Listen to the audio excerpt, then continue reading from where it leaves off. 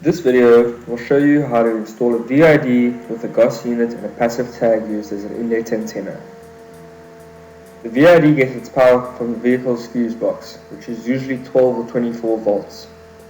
A fuse holder with a 3 amp fuse is installed in series with the live wire closest to the power source.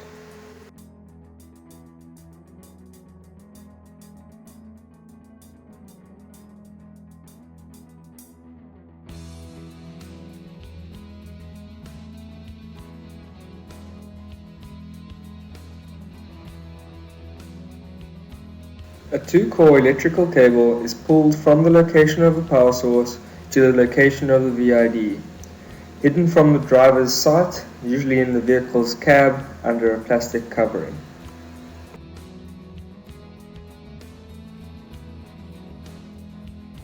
The VID's red and black wires are connected to the GOS unit's red and black wires, so that both units are driven from the same power source.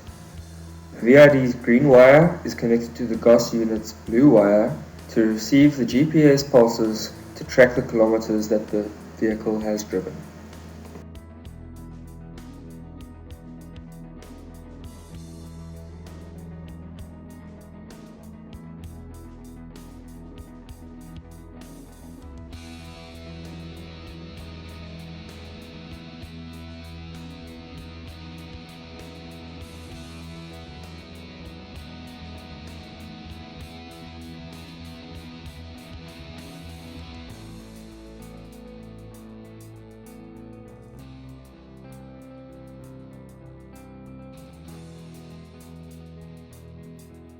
The 2-core electrical cable pulled from the power source is now connected to the GOS and VID's red and black wires.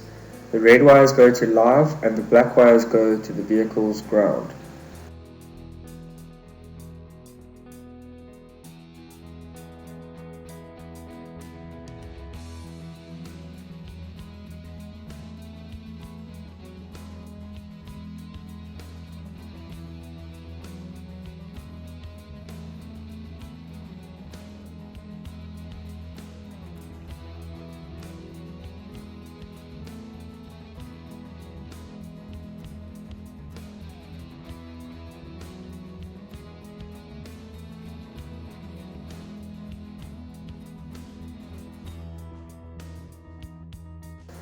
All other unused wires are insulated with electrical tape.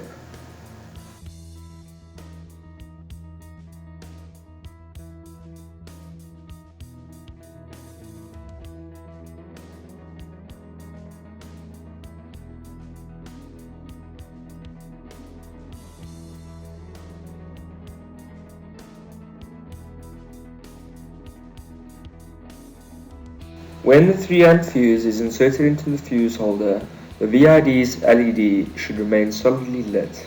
The GOS unit will flash as it tries to make a connection to the GPS satellites.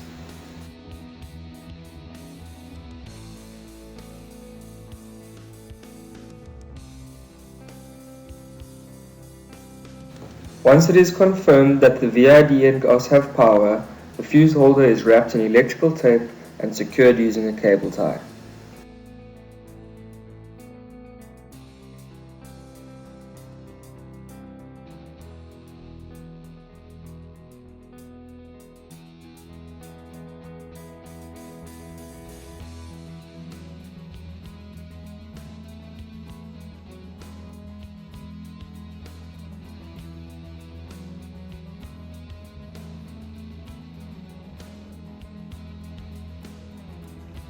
Vehicles with a right-angled windshield will require a roof-mounted GOS antenna, but for vehicles such as this one with a sloping windshield, an adhesive mount GOS antenna will work.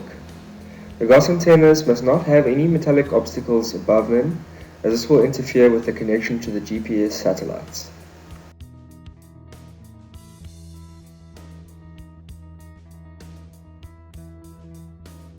The GOS antenna cable is run out of sight of the driver from the location of the VID and GOS unit and stuck onto the vehicle's dashboard.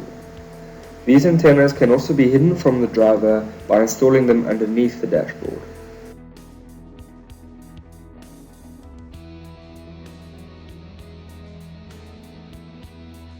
The VID's long-range window-mounted antenna should be mounted vertically and at least 3 cm away from any metal. The long-range antenna cable is securely screwed into the VID, its cable neatly hidden behind plastic covering, out of sight of the driver, along with the GOS antenna cable which screws into the GOS unit.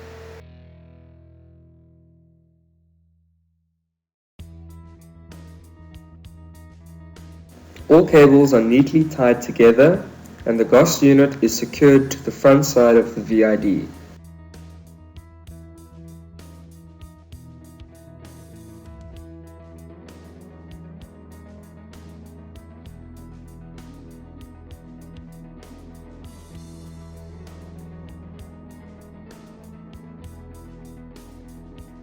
It is important to make sure that antenna cables are not tightly kinked.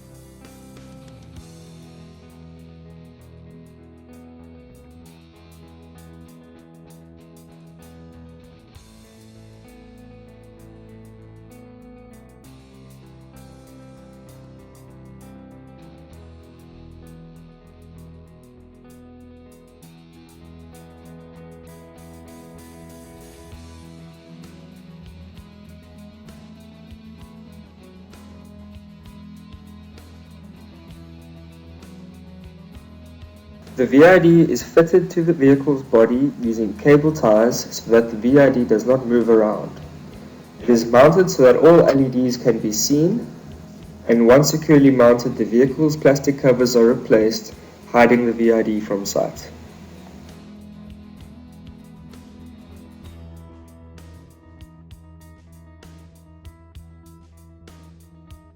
For this vehicle, existing mounting screws are used along with P-clips to secure the passive tag in place around the fuel inlet.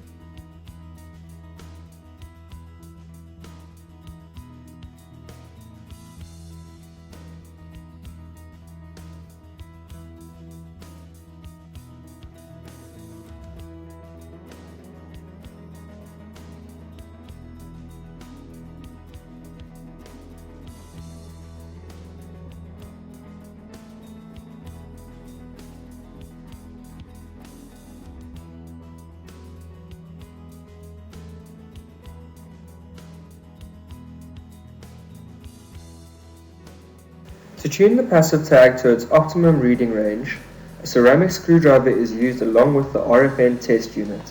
The RFN test unit's LEDs will flash when the tag is in reading range. To increase or decrease this range, the passive tag's tuning screw can be turned using the ceramic screwdriver.